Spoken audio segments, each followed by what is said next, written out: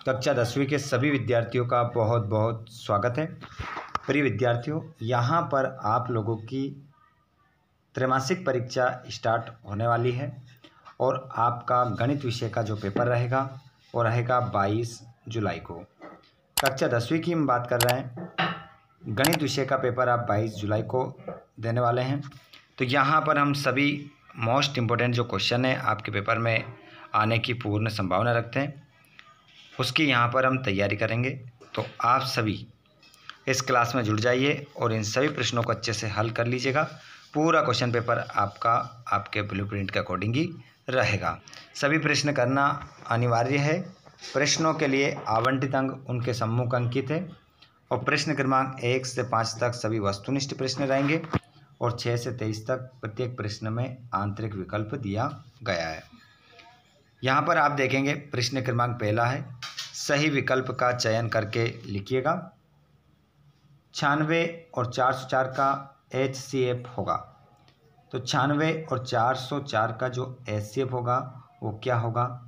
तो यहाँ पर आपका आंसर हो जाएगा 4। प्रश्न नंबर दूसरा, पहले का दूसरा, यदि द्विघात बहुपद ax² + bx + c के शून्यक अल्फा और बीटा हो तो अल्फा डॉट बीटा का मान होगा। तो इसका जो मान निकल कर आएगा वो निकल कर आएगा c/a। अगला क्वेश्चन है, यदि a1/a2 बराबर नहीं है b1/b2 तो रैखिक समीकरण युग्म a1x + b1y + c 1 = 0 तथा a2x + b2y + c2 = 0, तो इसका क्या होगा? एक अद्वितीय हल होगा। एक अद्वितीय हल आपका सही उत्तर यहाँ पर हो जाएगा। प्रश्न नंबर 4, यदि द्विघात समीकरण ax2 + bx + c बराबर 0 के मूल समान हो तो समीकरण के विविक्तिकर का मान होगा। तो इसमें आप जो अपना आंसर लगा लेंगे वो लगा लेंगे 0 आपका करेक्ट आंसर इसमें हो जाएगा। नेक्स्ट क्वेश्चन आप देखेंगे, AP -3, -1/2, 2, खाली स्थान है का 11वां पद है। तो इसका जो 11वां पद होगा वो हो जाएगा आपका 22 आपका सही उत्तर हो जाएगा। अगला क्वेश्चन है, दो समरूप त्रिभुजों के भुजाओं का अनुपात 9:4 है तो त्रिभुजों के क्षेत्रफलों का अनुपात क्या होगा? तो क्षेत्रफलों का जो अनुपात क्या होगा वो होगा 81:16। अगले क्वेश्चन को देखिएगा, रिक्त स्थान के रूप में रिक्त स्थान की पूर्ति करना है। 3√1 एक संख्या है तो ये जो संख्या हो जाएगी आपकी ये अपरिमेय संख्या हो जाएगी। इस खाली स्थान में आपको लिखना है अपरिमेय। घात 1 वाले बहुपद, घात 1 वाले जो बहुपद होते हैं वो बहुपद कहलाते हैं। तो आंसर होगा रैखिक बहुपद कहलाते हैं। समीकरण x - 2y बराबर k में यदि x बराबर 2, y बराबर -1 हो तो k का मान होगा। तो k का मान होगा 4। k का मान क्या हो जाएगा? 4 हो जाएगा।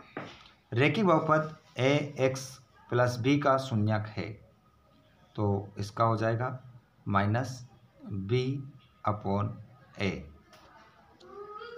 नेक्स्ट क्वेश्चन को आप देखेंगे, यदि a b c समांतर श्रेणी में है तो b को a और c को कहते हैं।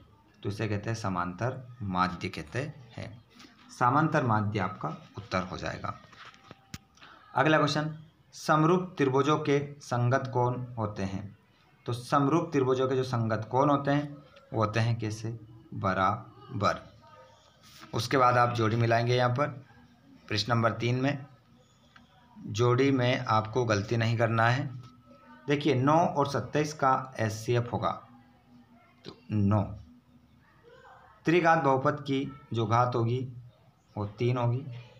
और x प्लस 2y प्लस 3 बराबर 0 में यदि x बराबर 0 तो y बराबर क्या होगा? तो y बराबर आपका आंसर जो होगा -3/2। द्विघात समीकरण x square plus x plus 1 बराबर 0 का विविक्तिकर जो होगा वो कितना होगा? -3। और समांतर श्रेणी का nवां पद ए एन बराबर n प्लस कोष्टक में n-1 d। सभी समबाहु त्रिभुज होते हैं, समरूप होते हैं। क्वेश्चन नंबर 4 है,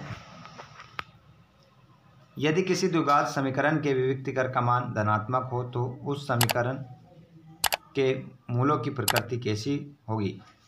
तो वास्तविक व भिन्न, वास्तविक व भिन्न हो जाएगी। अगला क्वेश्चन है 5, 10, 15 के 8 पदों का योग कितना होगा? तो ये हो जाएगा आपका 180। क्या भुजाओं 6 सेंटीमीटर, 8 सेंटीमीटर एवं 10 सेंटीमीटर से निर्मित त्रिभुज समकोण त्रिभुज होगा? तो हाँ होगा।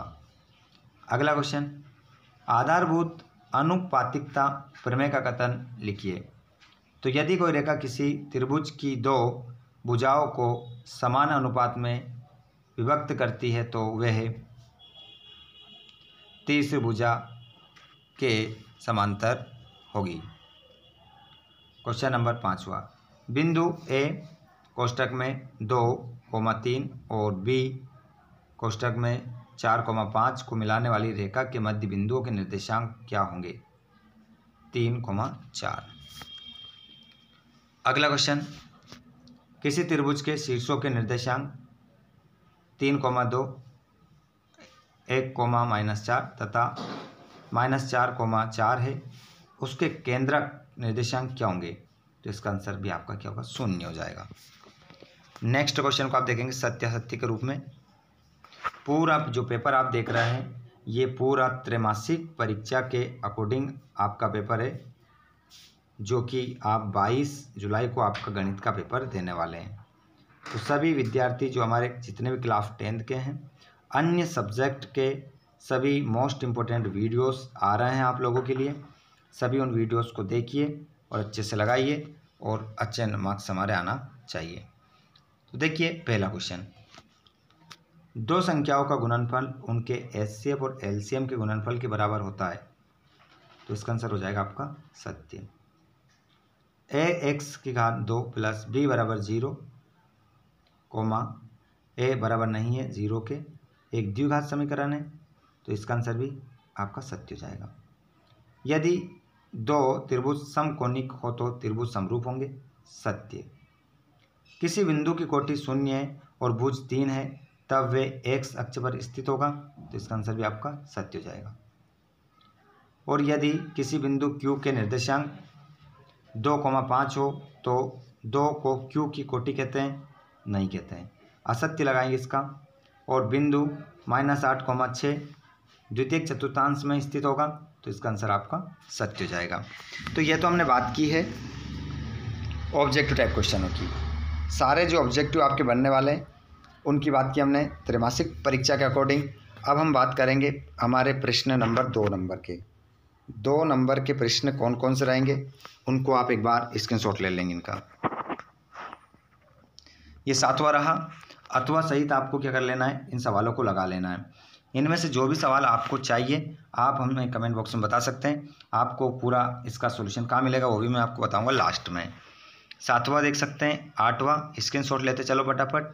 त्रैमासिक परीक्षा के अकॉर्डिंग पूरा सिलेबस है, एक भी क्वेश्चन आपका ऐसे नहीं है कि त्रैमासिक से बाहर है, पूरा वही सिलेबस है, एक भी क्वेश्चन ऊपर नीचे नहीं है। देख सकते हैं आपने भी अगर त्रैमासिक परीक्षा की तैयारी कर लिए तो आपको यहाँ पर समझ में आ रहा होगा कि वास्तव में इसमें जो क्वेश्चन हमें दिखाई दे रहे हैं ना तो अर्धवार्षिक परीक्षा के ना वार्षिक के हैं, केवल त्रैमासिक के अकॉर्डिंग पूरा क्वेश्चन पेपर ये बनाया गया है। आगे भी देखिए यहाँ पर 21, 22, 23 ये देख सकते हैं आप, पूरा क्वेश्चन पेपर है। ठीक है, अब इसका सॉल्यूशन की बात करें हम तो इनके आंसर कहाँ मिलेगा?